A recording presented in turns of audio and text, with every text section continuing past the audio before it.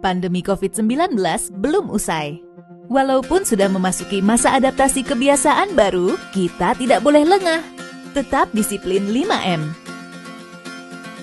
Memakai masker, menjaga jarak, rajin mencuci tangan menggunakan sabun, jauhi kerumunan, kurangi mobilitas. Jangan lupa, rajinlah berolahraga. Jika terjadi keluhan, segera periksakan diri ke dokter.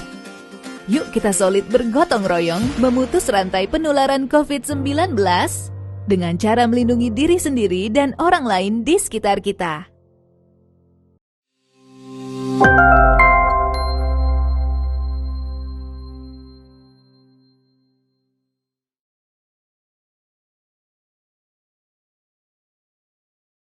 Ya, shalom adik-adik semuanya. Mari kita mulai firman Tuhan pada siang hari ini. Tapi pertama-tama kita akan berdoa. Mari kita tutup mata, mari kita lipat tangan. Kakak akan pimpin kita dalam doa. Bapa kami yang baik, Bapa kami yang di surga, terpuji nama Tuhan. Terima kasih untuk waktu yang indah sehingga kami dapat bersama-sama datang kepada Tuhan, mendengarkan firman Tuhan. Berbicaralah kepada setiap kami Tuhan, dan kami menyerahkan waktu yang indah ini ke dalam tangan Tuhan. Di dalam nama Tuhan Yesus kami berdoa dan mengucap syukur. Haleluya. Amin. Ya, shalom adik-adik semuanya. Nah, sebelum kita memulai, kakak ada satu pertanyaan nih sama adik-adik semuanya. Siapa di antara adik-adik semuanya yang gampang mengantuk? Nah, kalau mengantuk itu kan ada beberapa faktor ya. Yang pertama, mengantuk karena capek. Mengantuk karena kecapean. Biasanya kalau mengantuk karena kecapean ketika adik-adik selesai bermain, adik-adik selesai membaca buku, adik-adik selesai menonton TV dan lain sebagainya, akhirnya mengantuk dan capek ingin tidur. Nah, faktor yang selanjutnya di saat kita sudah selesai makan. Biasanya ya, saat kita selesai makan, kita sudah kenyang, akhirnya inginnya tidur gitu.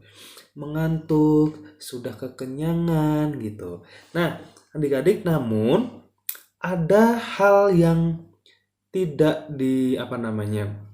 kalau bisa jangan mengantuk kalau di saat seperti ini. Nah, contohnya adalah di saat kita sekolah. Kenapa? Di saat kita sekolah, di saat guru menerangkan, kalau kita mengantuk, apa yang terjadi adik-adik?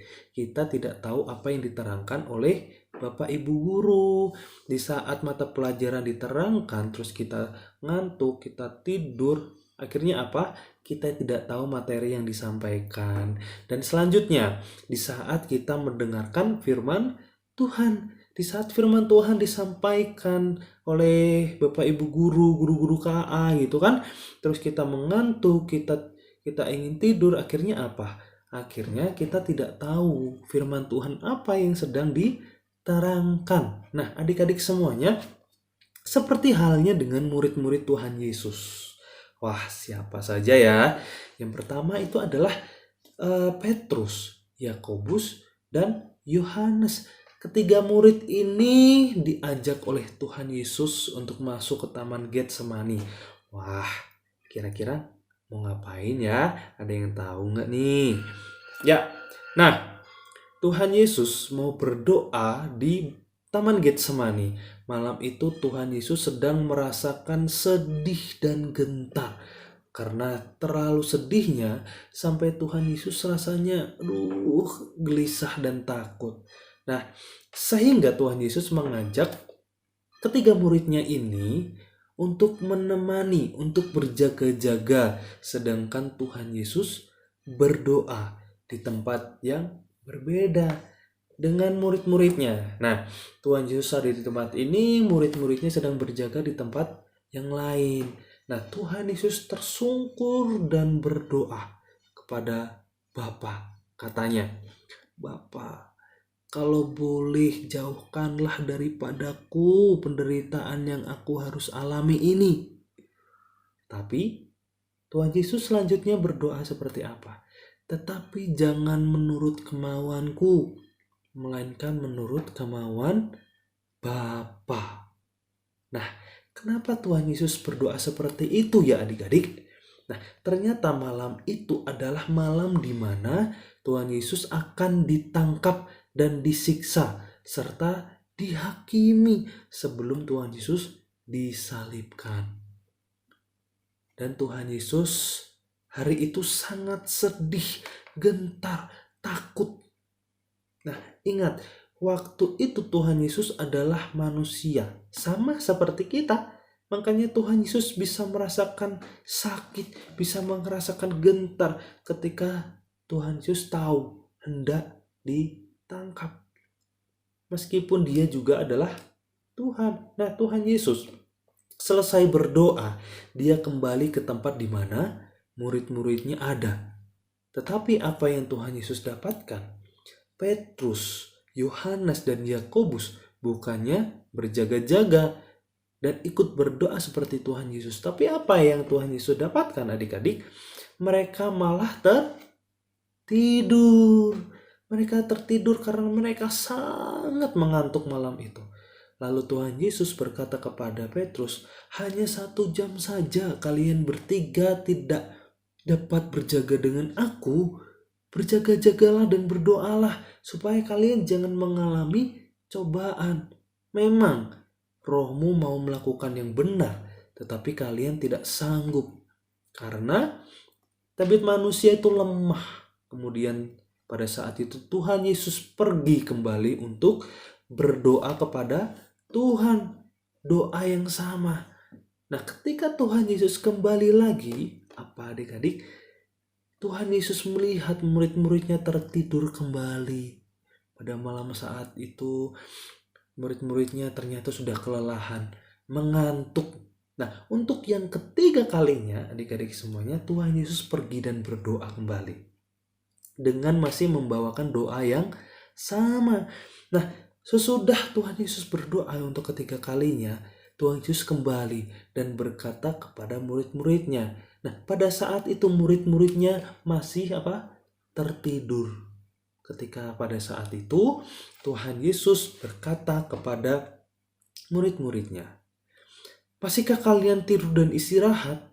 Lihat, sudah waktunya aku akan diserahkan kepada kuasa orang-orang berdosa.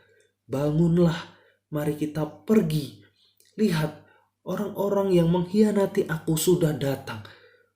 Dan ketika itu murid-murid Tuhan Yesus itu tidak mengerti dengan apa yang dibicarakan oleh Tuhan Yesus. Sampai mereka melihat serombongan orang datang untuk menangkap Tuhan Yesus.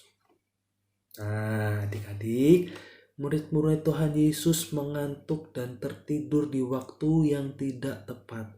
Harusnya mereka berjaga-jaga dan berdoa seperti yang dilakukan oleh Tuhan Yesus, agar mereka dapat memahami dan mengerti maksud perkataan Tuhan Yesus. Dan yang kita pelajari dari Tuhan Yesus hari ini adalah meskipun kita sedang dalam keadaan sedih, kita dalam keadaan takut, kita harus apa? Kita harus berdoa. Berdoa dan menyerahkan segala yang akan terjadi sesuai dengan kehendak Tuhan. Jangan berdoa seperti ini. Tuhan, aku ingin sepatu baru. Tuhan harus memberkati aku. Tuhan harus memberkati mama dan papa ya, biar aku bisa beli sepatu baru. Wah, adik-adik, kalau seperti ini doanya, kita sama halnya kayak memaksa Tuhan. Harusnya doanya seperti yang didoakan oleh Tuhan Yesus. Tuhan, aku membutuhkan sepatu baru. Kiranya Tuhan memberkati papa, mama, dan aku agar bisa membeli sepatu baru. Kiranya Tuhan memberkati papa, mama, dan aku agar bisa membeli sepatu baru. Tetapi biarlah semuanya terjadi sesuai dengan kehendak Tuhan. Nah, seperti yang didoakan oleh Tuhan Yesus. Nah, itu berdoa yang baik, menyampaikan dan meminta kebutuhan kita kepada Tuhan, tapi serahkan semuanya sesuai dengan kehendak Tuhan, bukan kehendak kita. Nah, adik-adik yang dikasih dalam Tuhan, kita sudah menyampaikan, kita sudah meminta kebutuhan kita kepada Tuhan, kembali kakak ingatkan, kita serahkan semuanya sesuai dengan kehendak Tuhan saja. Nah, kalau Tuhan belum memberi atau belum menjawab, pasti pada suatu saatnya Tuhan akan memberikan sesuai dengan kehendak Tuhan.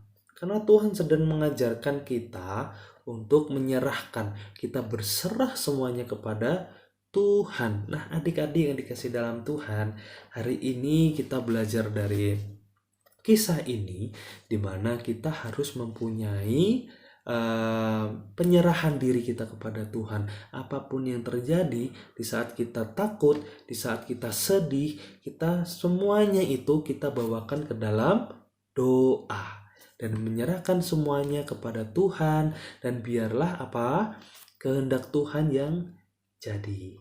Nah, demikianlah firman Tuhan untuk kita semuanya. Nah, adik-adik, ada ayat emas untuk kita hafalkan. Nah, ayat emasnya itu adalah di dalam Lukas 22 ayatnya yang ke-42. Ya. Ayat emasnya kita hari ini adalah Lukas 22 ayatnya yang ke-42. Nah, nanti adik-adik bisa rekam dan bisa dikirimkan ke grup KAA. Demikianlah firman Tuhan. Yuk, mari kita kembali lagi ke dalam doa.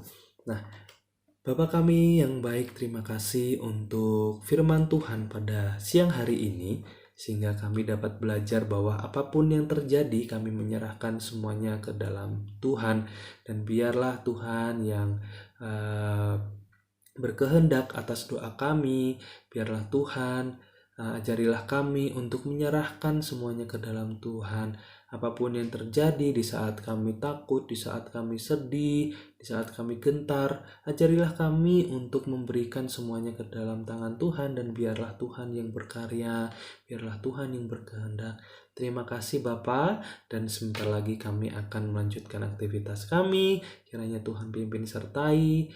Untuk hari ini Tuhan terima kasih, di dalam nama Tuhan Yesus, haleluya,